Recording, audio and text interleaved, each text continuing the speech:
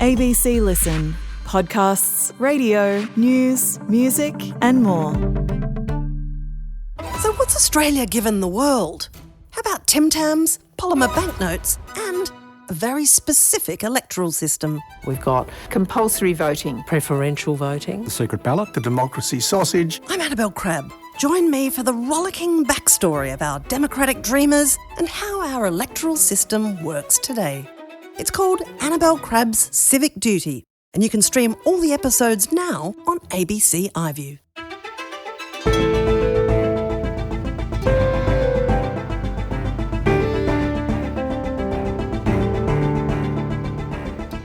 More than 1 million workers were either sent home or worked without pay. The poorest Americans were left hungry, and travel plans were thrown into chaos as thousands of flights were cancelled. But now, the longest government shutdown in American history is coming to an end. Today, political scientist Charles Hunt from Boise State University on why a small group of Democrats ended up giving Donald Trump what he wanted. I'm Sam Hawley on Gadigal land in Sydney. This is ABC News Daily.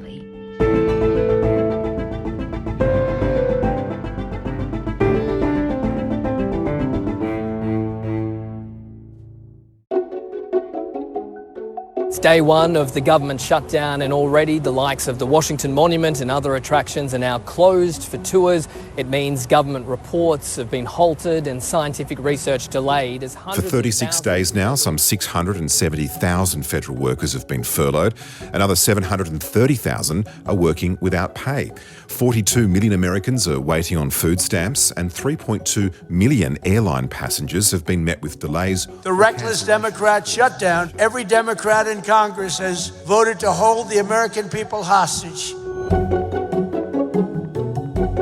Charles, the idea of a government shutting down, it's a pretty foreign concept for Australians, let's put it that way. But it does seem to happen all the time in the United States. Just give me a bit of an idea of why that is, first of all. Sure, there are a couple different reasons. So when the government shuts down in the US, it means that Congress and the president have not reached an agreement on passing a federal budget.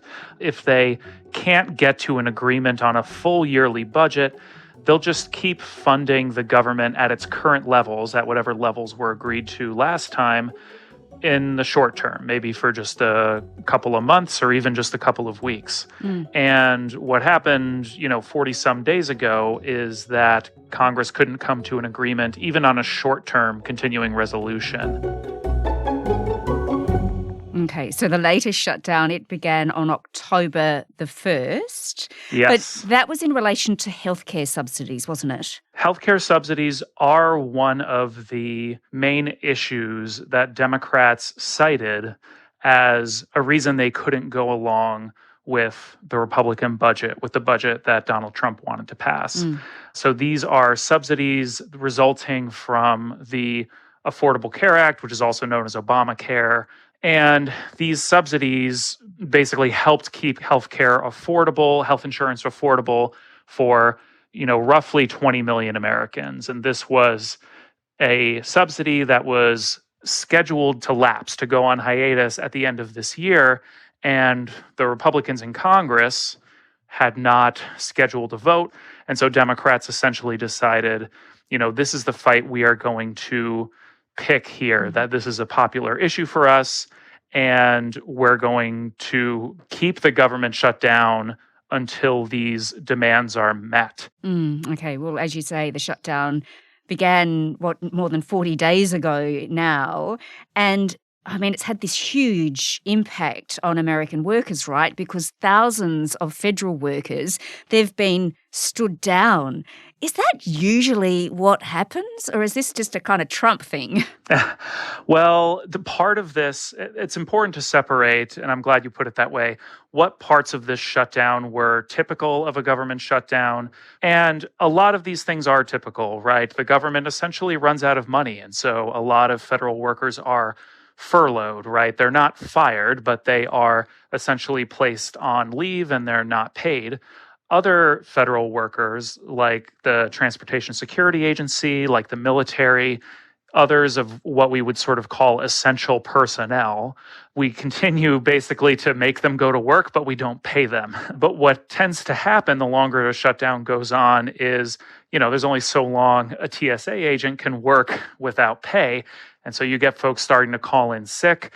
And that's what's been driving a lot of these airport delays in the US that I think was putting a lot of pressure on folks. Yeah. What's less normal and what hasn't happened in previous shutdowns is the really aggressive nature with which the Trump administration has tried to sort of take advantage of the shutdown as a way of really reducing the federal workforce and diminishing the size of the federal government. Because of the shutdown, which I think they made a big mistake, we're able to take out billions and billions of dollars of waste, fraud, and abuse. And they've handed it, on a silver platter. This is the White House leveraging this shutdown.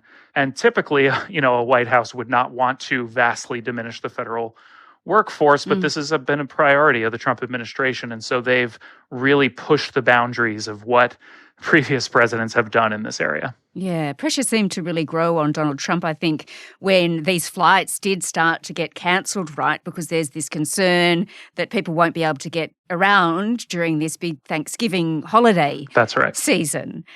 But also, my gosh, the SNAP benefits, nutrition assistance was cut. Yes. I mean, there was so much damage being done to ordinary Americans, right? They were hurting. Yeah, well, and this is another area where it's important to separate what's typical of a shutdown and what's not.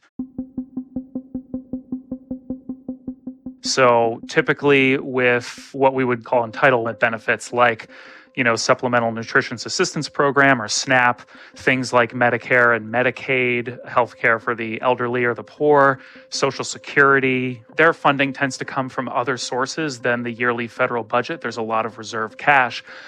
And, the longer a shutdown goes on, the more pressure it does put on those systems.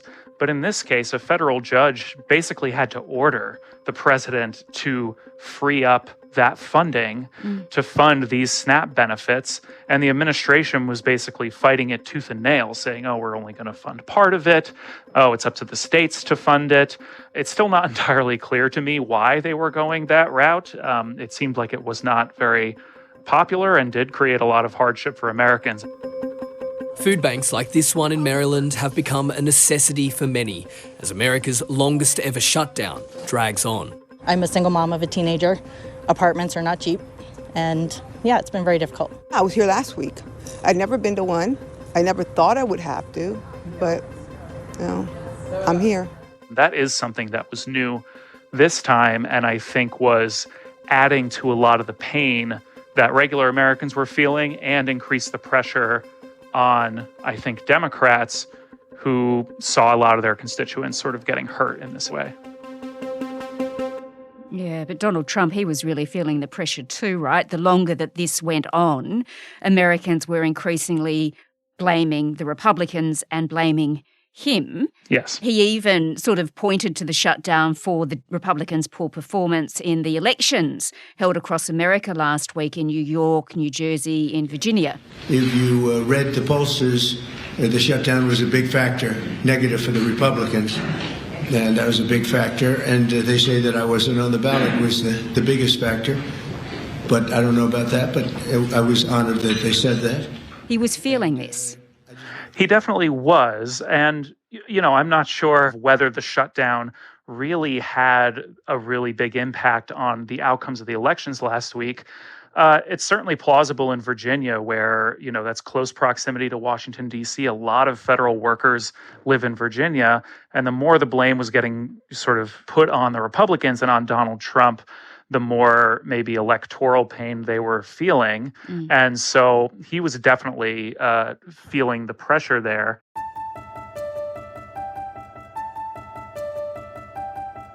Well, over the weekend, there was this breakthrough, of course. So let's now, Charles, consider what happened. Just tell me what deal was actually done and how did it come about? So there are a bunch of different components of this deal, but the main one is that in exchange for a sufficient number of votes in the Senate to open the government, The Senate Majority Leader, the Republican John Thune, he essentially guaranteed that there would be an up or down vote at some point in the next few weeks on these Obamacare subsidies that have been central to the shutdown fight. What it was not was a guarantee that the bill would pass. And, it remains to be seen whether enough Republicans will actually go along with it and whether Donald Trump will sign such a bill. Sounds like the Democrats didn't actually get what they wanted. As I understand it, there was 8 moderate Democrats who actually broke ranks.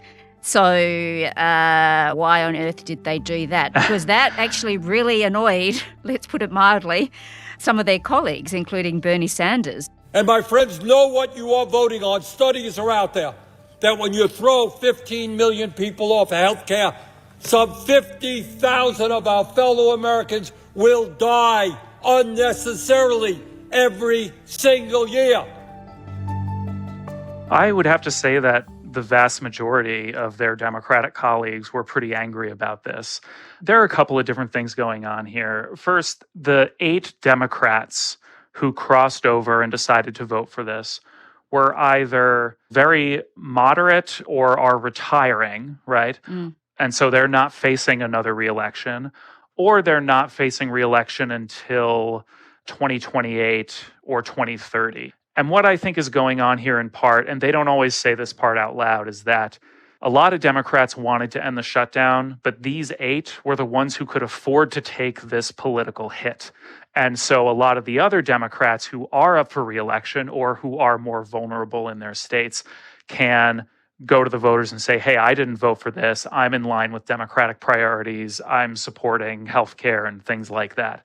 And so there's some political machinations going on there. So this does then, doesn't it sound like a win for the Republicans, for Donald Trump? I mean, these 8 Democrats passed this victory to him on a platter, right? This shutdown was hurting the president. So logic would say, don't fold. I think that is one way of looking at it. And I think 2 things can be true at the same time. That prolonging this would have increased the hurt on Donald Trump and Republicans, but it also would have increased a lot of the hurt that we've been talking about on regular Americans and federal workers. If I'm making the Democrats' argument who crossed over and voted for this, they would say, look, the Republicans in Congress still have to record an up or down vote on these healthcare subsidies, which we know are very popular.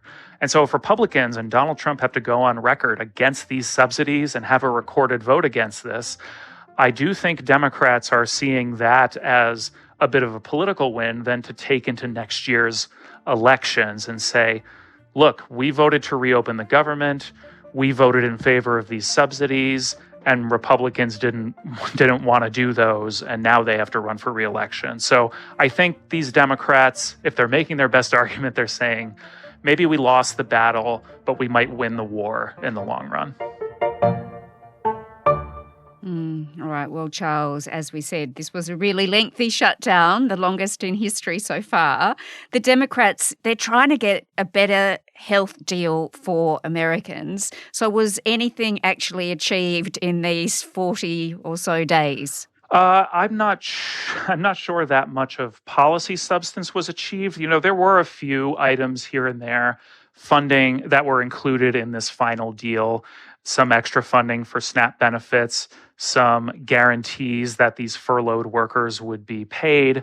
The question is sort of how they handle the fight over subsidies and all the other legislative fights that are bound to show up over the next 6 months, including, by the way, another budget deadline in January, because this deal only gets us to January. So, I may be back on to talk about the next shutdown in January. Yeah, I was going to say, dare I ask what comes next? Obviously, this still needs passing and approval and all sorts of things. But come January, what?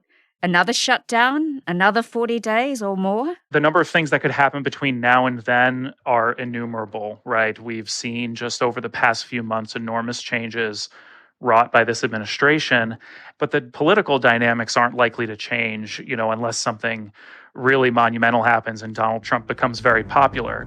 because he's not popular right now. His approval rating is hovering around 40%, the lowest of his presidency so far. And so Democrats may decide down the road, you know what, we're not going to fund your government anymore.